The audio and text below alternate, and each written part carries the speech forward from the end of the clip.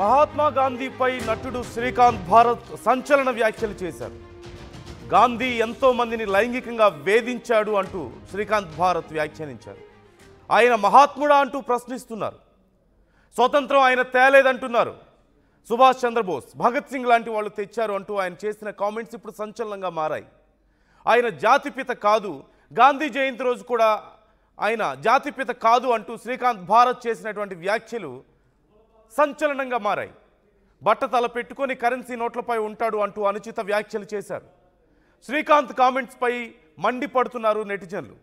గాంధీ మహాత్ముడే కాదు అంటూ మొన్ననే నటుడు రాహుల్ రామకృష్ణ చేసినటువంటి వ్యాఖ్యలు కూడా మనం చూసాం. ఈ నేపథ్యంలో సినీ ప్రముఖులు చేస్తున్నటువంటి ఈ వ్యాఖ్యలు స్ప్రెడ్ చేస్తున్నటువంటి కొన్ని రకాల భావజాలాలు రకరకాల అభిప్రాయాలను రేకెత్తిస్తున్నాయి, రకరకాల సంచలనాలుగా మారుతున్నాయి. అంటే ఆల్ ఆఫ్ సడన్గా వచ్చి ఏదో ఒక విషయం గురించి తమకున్నటువంటి అభిప్రాయాల్ని పంచుకుంటున్నారు. కానీ పంచుకుంటున్నటువంటి విధానమే ఇక్కడ సమస్యగా మారింది. రాహుల్ రామకృష్ణ చేసినటువంటి ట్వీట్స్ ఎంత గందరగోళం చేసాయో మనకు తెలిసిందే. చివరికి ఆయన అకౌంట్ డిలీట్ చేసుకొని మళ్ళీ ఆయన మాట్లాడినటువంటి పరిస్థితి మనం చూసాం. అకౌంట్ డిలీట్ చేసుకోవాల్సినటువంటి పరిస్థితికి అతను వెళ్ళిపోయారు. అంటే హైదరాబాద్ ఫ్లడ్స్ గురించి మాట్లాడడం కానీ, అలాగే గాంధీ గురించి ఆయన చేసినటువంటి ట్వీట్స్ కూడా మనం చూసాం. ఒకసారి నేను రాహుల్ రామకృష్ణ చేసినటువంటి ట్వీట్ గురించి కూడా మీకు చెప్తాను. ఆయన చేసినటువంటి tweet, I don't think Gandhi was great, Gandhi గొప్పవాడు కాదు అంటూ ఆయన చేసినటువంటి ట్వీట్. అలాగే రాహుల్ రామకృష్ణ చేసినటువంటి వ్యాఖ్యలు, శ్రీకాంత్ భారత్ చేస్తున్నటువంటి వ్యాఖ్యలు గాంధీని ఉద్దేశించి చాలా పెద్ద చర్చను లేవనెత్తుతున్నాయి. కేవలం ఇవి మాత్రమే కాదు. నేను ఎందుకు ఈ విషయాలు ఇంత సీరియస్గా మారుతున్నాయి అనేది మనం మాట్లాడుతున్నామంటే, దసరా సందర్భంగా కొంతమంది చేసినటువంటి వ్యాఖ్యలు కూడా మనం చూసాం.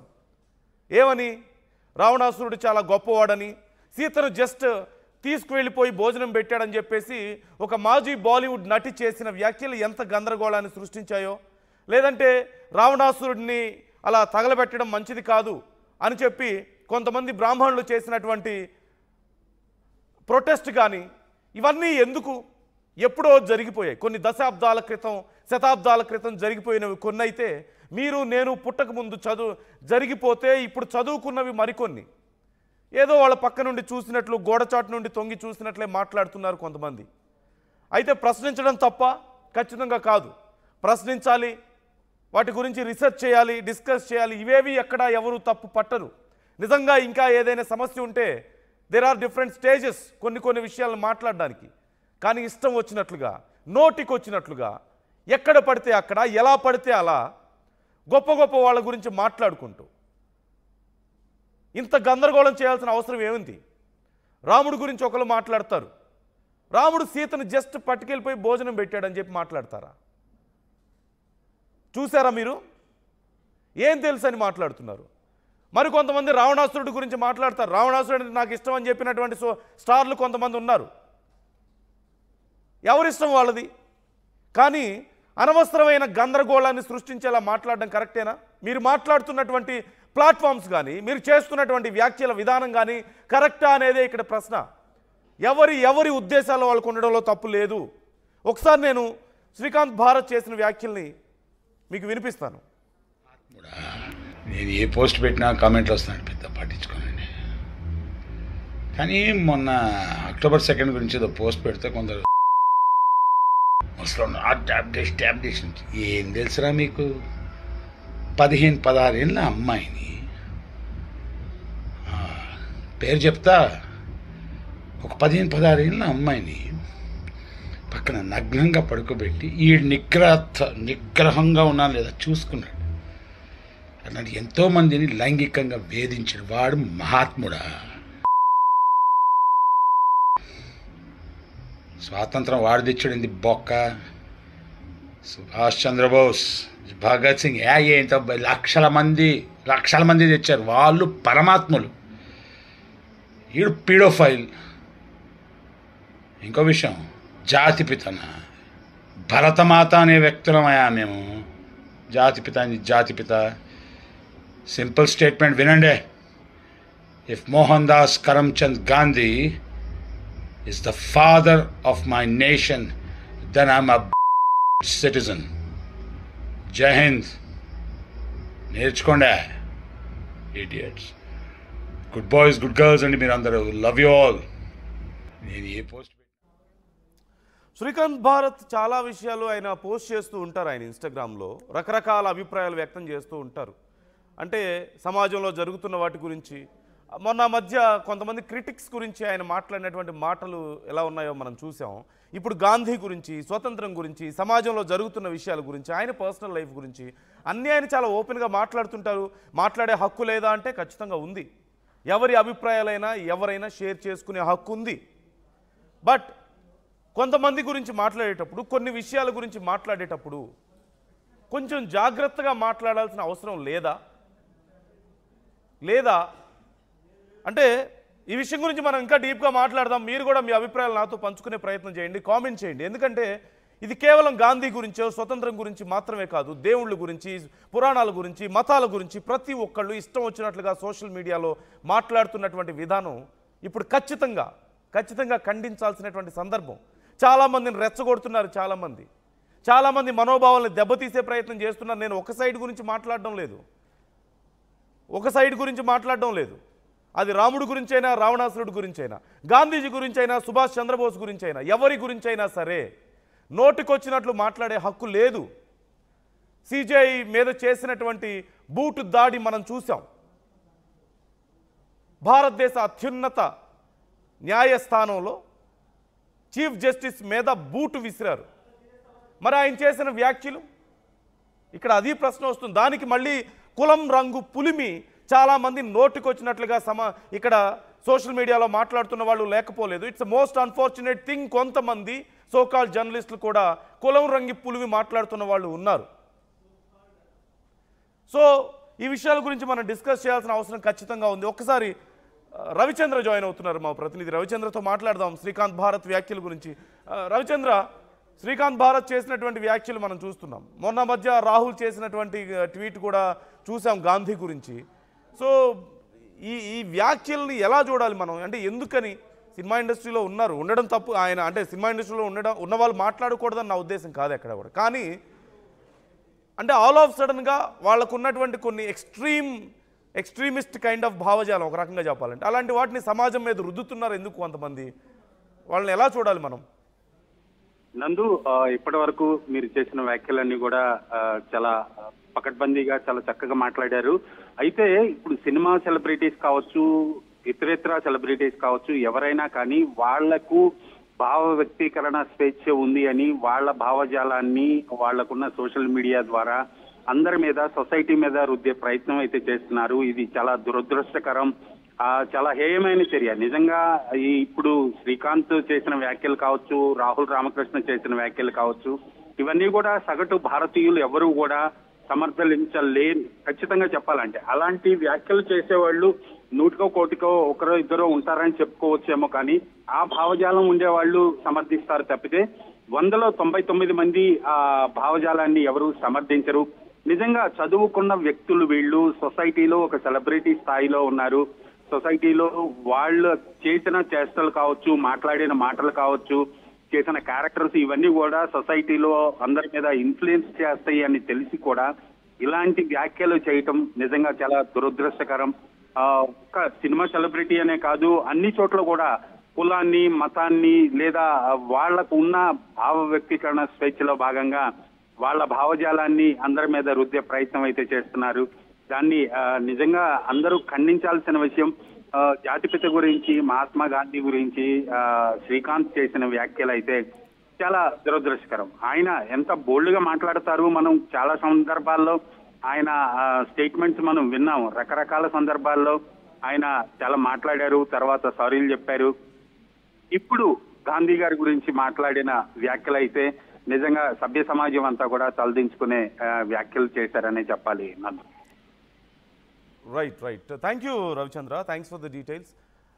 అంటే ఎందుకు వీటి గురించి మాట్లాడాల్సి వస్తుంది, ఎందుకు వీటి గురించి చర్చించుకోవాలి అంటే, సమాజంలో ఒక విష సంస్కృతిని నింపుతున్నారు అందరూ కలిసి. భావ ప్రకటన స్వేచ్ఛ అనే పేరుతో విష సంస్కృతిని నింపుతున్నారు. ప్రతి విషయంలోనూ రెండు కోణాలు ఉండొచ్చు. ప్రతి విషయంలోనూ గాంధీ పుట్టినప్పుడు మీరు నేను లేం. సుభాష్ చంద్రబోస్ ఉన్నప్పుడు మీరు నేను లేము. స్వతంత్రోద్యమం జరిగినప్పుడు మనం లేం. కేవలం చదువుకున్నాం. మరి చదువుకున్న ప్రతిదీ కరెక్టేనా? కాదు. I don't agree. ఖచ్చితంగా మొఘల్స్కి సంబంధించి చాలా గొప్పగా రాసినటువంటి కొంతమంది, అంటే మన పుస్తకాల్లో చేర్చిన కొంతమంది ఖచ్చితంగా భారతదేశ గొప్ప గొప్ప చరిత్ర కలిగినటువంటి రాజుల గురించి, వీరత్వం కలిగినటువంటి రాజుల గురించి, భారతదేశ ఖ్యాతి పరిడి వెళ్ళడానికి కృషి చేసిన ఎంతోమంది చక్రవర్తుల గురించి సరిగా రాయలేదు, మనకి చెప్పలేదు. అది నిజం. అట్ ది సేమ్ టైం వాళ్ళు చెప్పిన ప్రతిదీ తప్ప అంటే అది కాదు. ఎవ్రీథింగ్ ఈజ్ ఒక రకమైనటువంటి వల్నరబుల్ కండిషన్. హిస్టరీ అనేది చాలా వల్నరబుల్గా ఉంటుంది. అదొక తేనె తుట్టె లాంటిది ఒక మాటలో చెప్పాలంటే. వాటి గురించి చర్చించుకోవడం తప్పని మనం చెప్పకూడదు. చర్చించాలి, ప్రశ్నించాలి. కానీ అవసరం ఉందా లేదా కొన్ని విషయాలు ప్రస్తావించడానికి, ప్రశ్నించడానికి, లేదంటే ఎలా చేయాలి అనేది కూడా ముఖ్యమే కదా. నేను ఇంతకుముందు కూడా చెప్పాను, రాముడి గురించి నోటుకొచ్చినట్లు మాట్లాడేవాళ్ళు కొంతమంది, రావణాసురుడి గురించి నోటుకొచ్చినట్లు మాట్లాడేవాళ్ళు కొంతమంది, సీతమ్మ గురించి నోటుకొచ్చినట్లు వాగేవాళ్ళు కొంతమంది. వాళ్ళు నిజంగా చదివారా వాటి గురించి? లేదు. ఎక్కడో ఏదో వింటారు. ఇదిగో శ్రీకాంత్ భారత్ లాగా కొంతమంది కామెంట్స్ చేస్తారు. ఆ కామెంట్స్ వింటారు, అదే నిజం అని నమ్ముతారు. మరి ఆయన ఏమైనా చదివారా? మరి నేనేమైనా చదివానా? ఇవన్నీ కాదు. ఎవరు ఏవి పూర్తిగా చదివిన వాళ్ళు కాదు.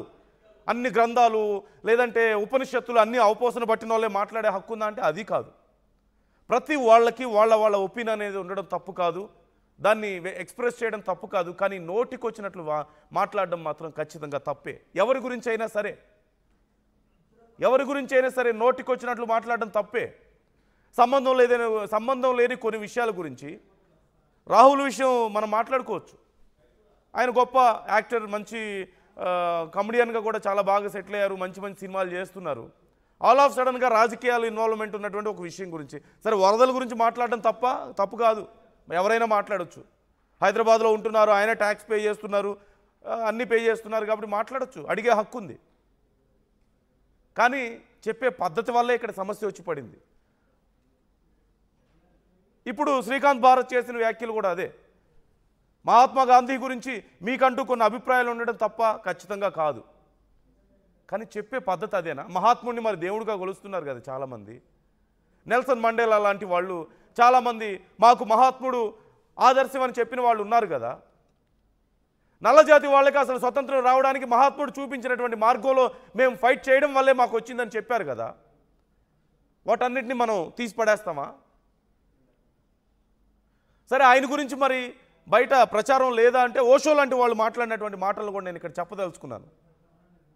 మహాత్ముడు మేకపాలు తాగుతారు, ఆ మేకపాలు ఖర్చు ఎంత అని చెప్పి ఓషో లాంటి వాళ్ళు మాట్లాడారు. అలాగే ఆయన లైఫ్ స్టైల్ గురించి, ఆయన ట్రైన్లో వెళ్తుంటే మొత్తం భోగి ఖాళీగా ఉంచేవాళ్ళు, బట్ వెళ్ళేది మాత్రం ఒక సామాన్యుడు ప్రయాణించే విధంగానే ప్రయాణించేవాళ్ళు అని చెప్పి మాట్లాడిన సందర్భాలు ఉన్నాయి. ఒక్కొక్కరికి ఒక్కొక్క అభిప్రాయం, ఒక్కొక్కరికి కొన్ని విషయాలు తెలుసు. ప్రతి మనిషిలోనూ కొన్ని మంచి ఉండొచ్చు, చెడు ఉండొచ్చు. మహాత్మా గాంధీ గురించి స్వతంత్రం సంపాదించినటువంటి గొప్ప వ్యక్తిగానే చాలామంది భావిస్తుంటారు. లేదు, ఆయన కాదు, అసలు ఆయన చేయలేదు, ఏమీ చేయలేదని మీరు నమ్ముతున్నారా? There is a way to bring up the discussion కదా. రాముడి గురించి ఇప్పుడు అదే జరుగుతుంది. నేను చెప్పేది ఇదే.